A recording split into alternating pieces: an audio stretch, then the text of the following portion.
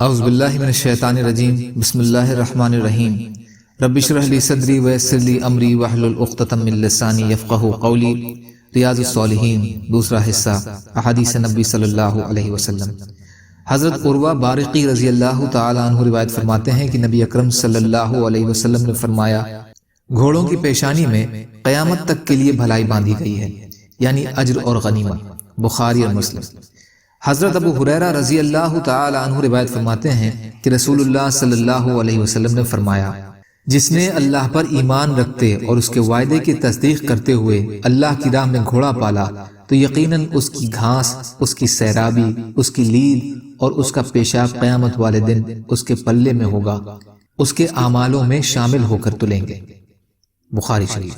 فائدہ، یعنی گھوڑے کی یہ ساری چیزیں نیکیاں بن جائیں گی اور گھوڑا پالنے والے کے اعمالوں میں شامل کر کے ترازو میں تولی جائیں گی۔ اس میں ترغیب ہے کہ اللہ کی راہ میں یعنی جہاد کی منشا سے گھوڑے پالے جائیں، اس لیے کہ انسان جو کچھ ان پر خرچ کرے گا اور جو کچھ گھوڑوں کے اندر سے نکلے گا ان سب پر اجر ملے گا۔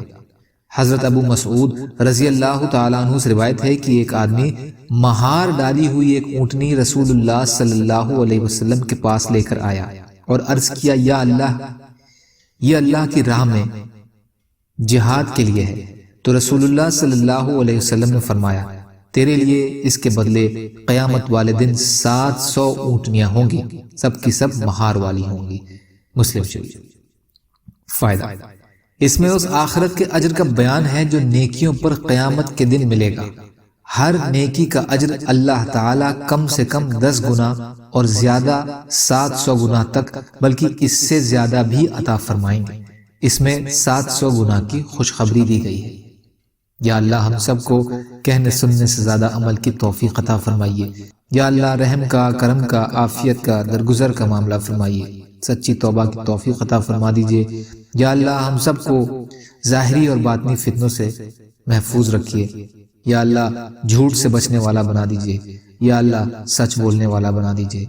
یا اللہ جنت میں جانے والا بنا دیجیے اور جہنم سے بچنے والا بنا دیجیے۔ سبحان ربک رب العزت عما یصفون وسلام علی المرسلین والحمد للہ رب العالمین برحمتک یا ارحم الراحمین۔ لا الہ الا اللہ محمد رسول اللہ۔ والسلام علیکم۔